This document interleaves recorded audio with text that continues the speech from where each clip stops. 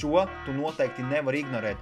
Vakardien datu pārkāpuma rezultātā tika nopludināti 16 miljardus paroļu. To skaitā Google, Apple, Instagram, Facebook, Telegram un citi. Noteikti nomaina paroles un lieto autentifikātoru. Reaģējot uz masveida paroļu noplūšanas, Tether izpilddirektors ziņo par to, ka viņi ir uztaisījuši unikālu lietotni, kas nebūs piesaistīta ne serveriem, ne mākoniem, nekam citam, un viss glabāsies drošībā. Šobrīd vairāk nekā 100 uzņēmumi savā treasury tur bitcoinu. Atceries tādu tapspēli Bloom?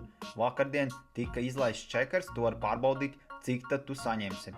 ASV valsts parāds oficiāli sasniedz 37 triljonus ASV dolāru. Federālo rezervu sistēmu vadītājs saka to, ka procentu likmes potenciāli varētu mazināt jau jūlija sanāksmē, kas būs tieši 30. datumā. Vairāk par kripto www.kriptonumur1.lv vai arī mūsu Telegram kanālā. Linki profila aprakstā.